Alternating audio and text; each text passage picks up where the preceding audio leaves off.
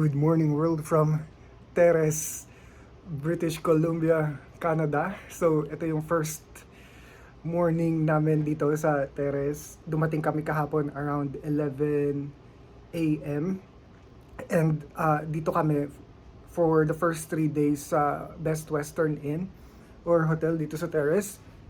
And hindi ko alam kung pwede kung bibigyan ko na ba kayo ng room tour, pero sobrang makalat kasi ayun, nakalimutan ko kung saan nakalagay ng mga maleta, yung mga bagay-bagay. So pinagbubuksan namin lahat, pinaghahanap-hanap namin lahat. So medyo chaotic yung room, pero okay naman siya. One queen size bed yung ni-request namin, and then ito na yung room niya. I think around mga 35 square meters to. Tapos yung view is, well, yung view naman kasi dito, kahit sang side ka, mountain. Kaya kami nandito kasi mag-aaral ako sa Coast Mountain College. And I will be taking post-degree diploma in business and I want it to be international. So, ito na yung pinaka-affordable na school for me. And also, there is a very decent city. Nag-land kami kahapon around 11 a.m. And yung first impression ko is super clean, super quiet. And sobrang bilis din mag-asikaso ng mga offices dito. So 3 p.m. kasi yung check-in dito sa hotel na to. And meron kaming extra from between 11 to 3 free kami. So fresh from the airport, nilakad kagad namin yung social insurance, yung SIN. Tapos dumaan na rin kami sa bank. Ano pa ba? And yun, kumuha na rin kami kagad ng cellphone number na may plan, and nagawa namin yon in probably just 2 hours. Sobrang bilis nila mag-asikaso, sobrang ang friendly rin nila nung mga nakausap namin, at least kahapon. And marami ring Pinoy, so natatapat, like for example dun sa pagkuha ng social insurance number at saka sa Scotiabank, Pinoy yung nag-assist kay Ran. Tapos, yun sa akin, I think mga local talaga dito. Pero either way, sobrang babait nila, sobrang helpful nila. Ano ba? Today dapat papunta ako sa school para kunin yung ID ko kasi bukas orientation na. Pero nag-announce sila sa Facebook page na close sila today. So I think kailangan agahan ko na lang bukas para makuha ko yung ID ko and para maka-attend rin ng orientation. Ngayon, pupunta na lang kami sa mall para tumingin ng bike kasi 3 days lang kami dito sa Best Western. And after nun, tutuloy na kami dun sa Airbnb na binook namin for 1 month na outside nitong Teres City. And around 45 minutes siya pag binike. Walang dumadaan na transportation dun. Pero sobrang mura niya. Yun talaga kasi yung pasok sa budget. On a budget kami ngayon, super. So, yun yung gagawin namin today. Maghahanap ng bike, second hand or first hand, whatever. Pero yung napili namin is yung mountain na may relays ng tren. And ayan, yung relays ng tren.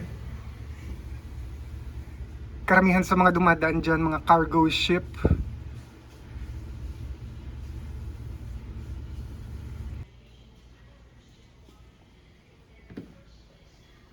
Tingnan natin ngayon yung breakfast buffet ng Best Western Inn. Ito yung pinaka restaurant nila for breakfast. May isa pa silang restaurant na open the whole day. Ito kasi nagko-close to after ng breakfast. Tingnan natin yung potatoes nila or hash brown. Ayun siya. And then sa kabila, sausage and beans daw. Pero hindi lang sausage and beans yung in-offer dito. Ayan na yung kakainin ko today. Masarap din yung omelette nila dito. Pwede siyang i-customize kung ano yung gusto mong haluin. Or ihalo dun sa omelette. Ako pinalagay ko lahat.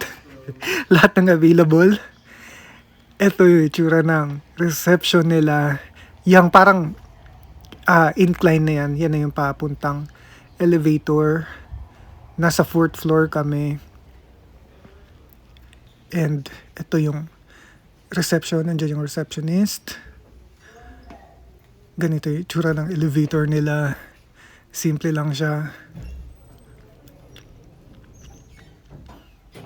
And wala siyang mga salamin. Hindi katulad dun sa Aqua. And ito na ulit yung view natin sa bintana. View ng tren. Lagi daw cloudy dito. Sobrang bihira mag-sunny day dito. Isa to sa part ng Canada na laging rainy. So maulan dito sa part na to. I think dahil yun nga, magubat din siya.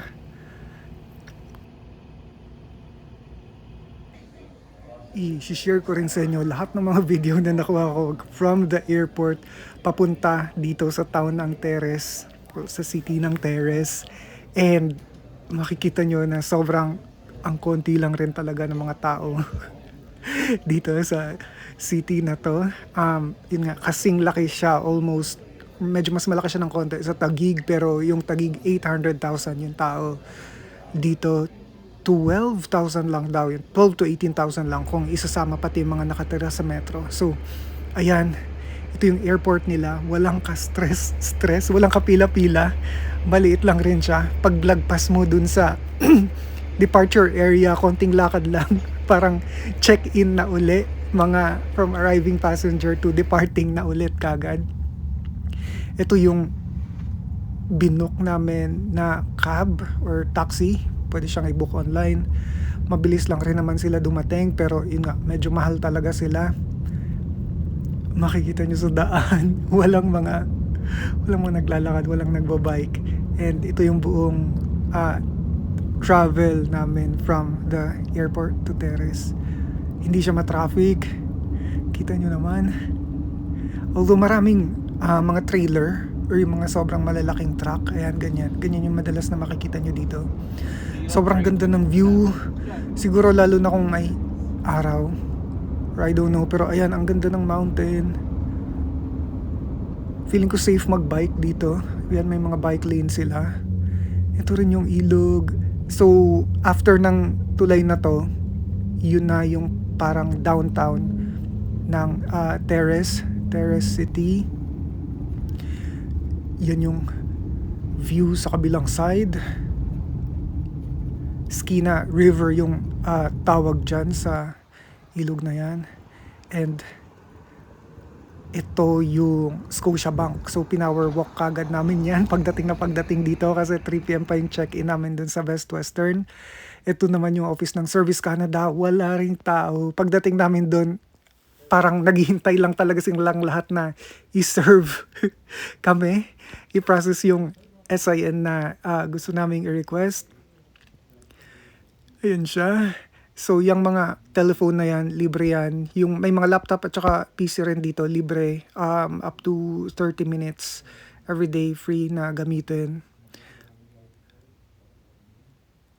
I think sa mga worker, dapat nila yan. Pero, ayan, kita nyo, sobrang bakante. Ito naman yung Scotiabank. Maraming Pinoy na worker dito. So both sa Service Canada at saka dito sa Scotiabank, may Pilipino na nag-a-assist. Yun yung itsura ng Service Canada sa labas. Walang katao-tao. Pabalik na ulit kami ng British Columbia Service Center kasi doon din pala mag-apply ng health insurance if titira ka dito sa British Columbia, and matagal din daw yung processing noon, up to 3 months. So ako, nasa student insurance ko ako na mag-last for 3 months. Si Ran sa private insurance niya for 3 months din while we wait for the government insurance. So dito kami dumaan ngayon sa park. Yung itsura niya, ito yung public library nila dito. Ito yung aesthetic dito sa Terrace. So I think pinaka icon talaga nila dito is yung white bear. Sobrang daming statue ng white bears dito. Tapos pinaka view nila is itong mga mountainous area na yan na puro pine. Ganda. Sobrang tahimik. And nakita namin tong husky na to. I'm not sure if husky siya or malamut, pero oh my god, ang laki niya. And ang fluffy ng buhok niya. Napakakalmado niya rin. Hello! Sa mga tabing kalsada dito, may mga gantong random flowers. Ang ganda nila. Hindi lang halata siguro sa video, pero ayan, ang ganda nila. Mukhang hindi sila yung inaalagaan. Talagang tumutubo lang sila ng kusa. And ito yung isa sa mga Pinoy-owned business establishment dito, yung Lola's Filipino Bistro. Open na sila. And siguro isa to sa mga itatry namin dito. Na kami dun sa Service Canada and SIN lang pala yung kinukuha dun. So kailangan namin pumunta dun sa provincial office, which is Service BC.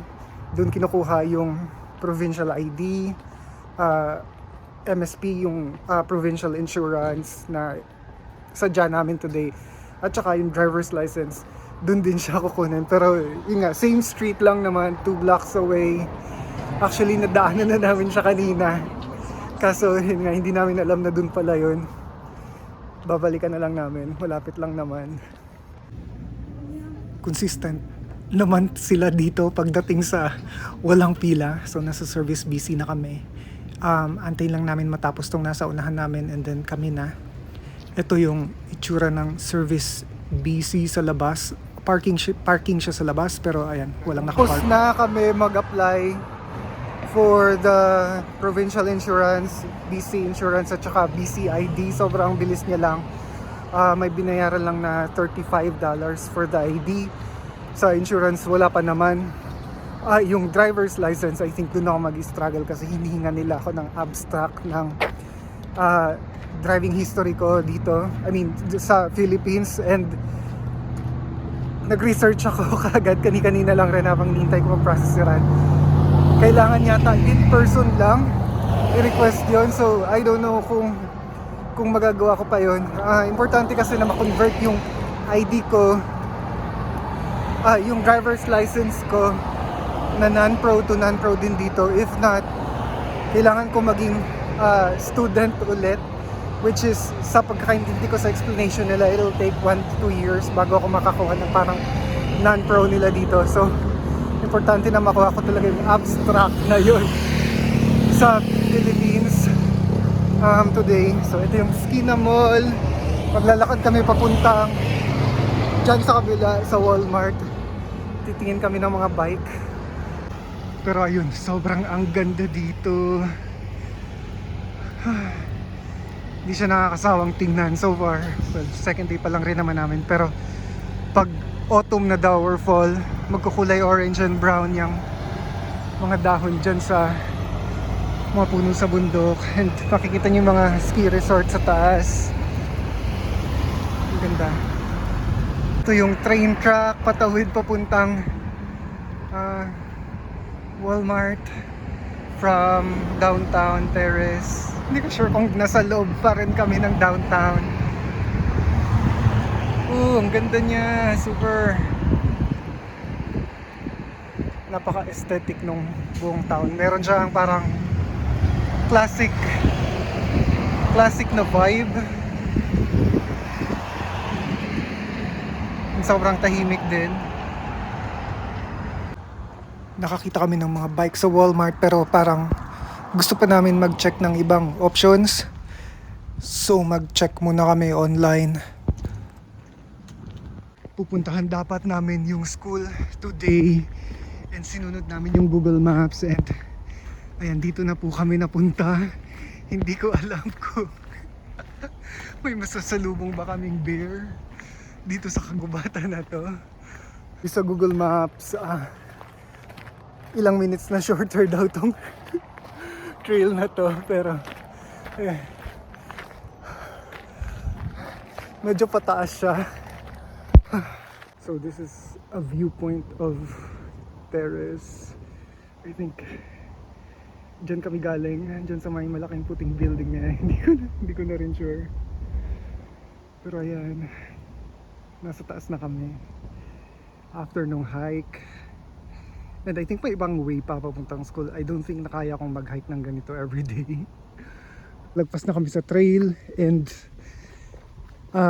isang after yung pinaka kanto sa dulo, kakaliwa lang, and yun na dapat yung school. Medyo lobat na rin ako, hindi halata pero 4 PM na dito, mukhang tanghaling tapat pa rin, pero ang ganda ng view, tingnan nyo yan, napakainit pero this is it, it's official. Ito na yung Coast Mountain College. Bukas pa naman yung orientation, pero sinadya lang talaga namin para hindi na ako magkandaligaw-ligaw bukas. Hindi lakad namin to from Walmart. Almost 1.5 hour na lakaran. Well, hindi rin naman kasi namin kabisado yun. And ito nga rin yung first time. But I think kapag tumagal-tagal medyo masasanay na rin ako. Pero ito na siya. Puntahan ko lang yung building kung saan gaganapin yung orientation tomorrow 10 AM para kung sakasakali mang malate ako, at least alam ko na kung saan ako dediretso. Mahirap yung late na nga tapos clueless pa kung saan pupunta. Pero ito na yung building, finally nakita na namin, and I think yun na yun. I think hanggang dito na lang rin tong video na to, sobrang nakakapagod. Thank you so much sa pagsama sa amin. Kita-kits ulit next time. Bye-bye.